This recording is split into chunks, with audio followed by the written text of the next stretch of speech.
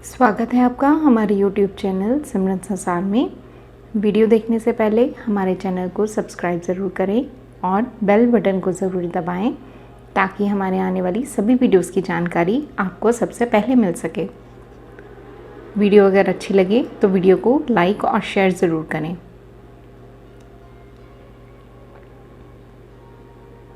राजा पीपा जी का नाम तो आप सभी ने सुना ही होगा। ये एक राजा थे जो बाद में उच्च कोटि के महात्मा बनकर उभरे। राजा पीपा जी के अध्यात्म में गहरी रुचि थी। एक दिन राजा पीपा जी ने अपने मंत्री से किसी उच्च कोटि के महात्मा का पता करने को कहा, तो मंत्री ने बताया कि अपने ही राज्य में एक महात्मा है। अगर आप कहें तो उन्हें दरबार में हाजिर होने की आज्ञा भिजवा दी जाए। क्या नाम है उनका? उनका नाम श्री गुरु रविदास जी हैं। पर क्या जी, वो चमड़े का काम करते हैं, अपने हाथों से जूते बनाते हैं। लोग बताते हैं कि वह बहुत ऊंची हस्ती है। अगर आप आज्ञा दें तो मैं उन्हें दरबार में हाजिर होने का हुक्म भिजवा दूं? नहीं, किसी महात्मा को हुक्म नहीं करना चाहिए।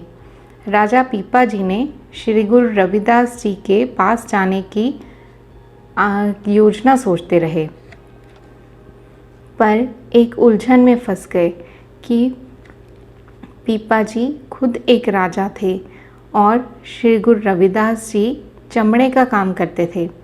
सोचने लगे कि अगर लोगों को पता लगेगा तो क्या कहेंगे कि राजा होकर एक जूते बनाने वाले के आगे सिर झुका दिया।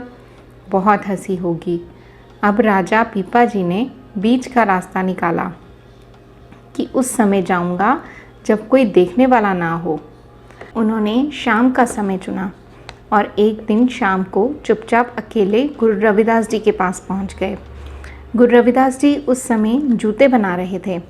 पास ही एक बड़े बर्तन में पानी भरा हुआ था जिसमें चमड़ा भिगो कर रखा गया था। गुरु रविदास जी ने राजा पीपा जी को आने का कारण पूछा, तो पीपा जी ने कहा, मुझे सत्य की तलाश है। मैं हर हाल में प्रभु को पाना चाहता हूँ।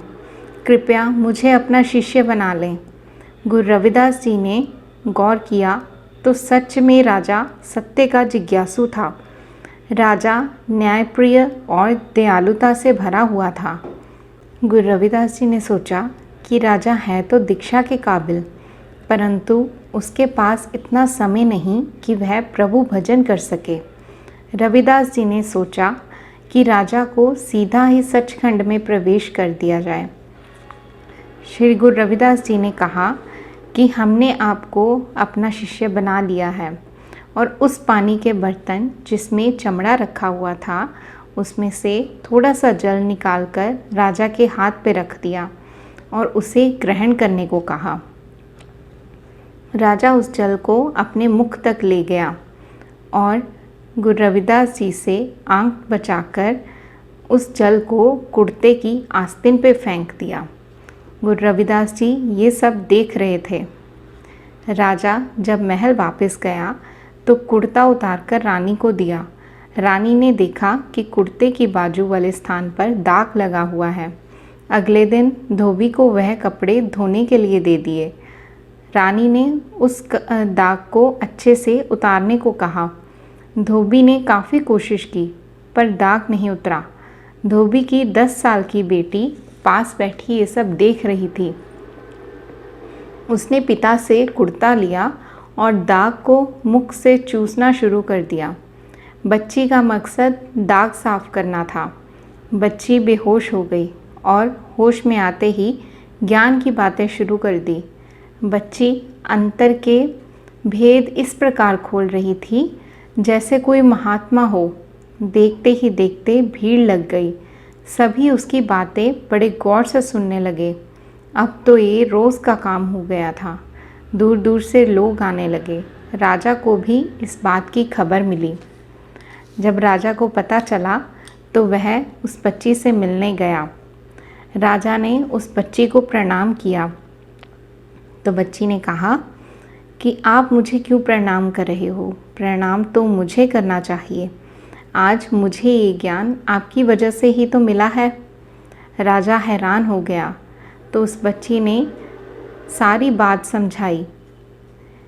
वह राजा क्षमा मांगता हुआ गुरु रविदास जी के पास पहुंचा। गुरु रविदास जी ने कहा कि राजन, हमने तो आपके लिए द्वार खोल दिया था, आपने खुद ही प्रवेश नहीं किया। आपके स्थान पर वह बच्ची प्रवेश कर गई।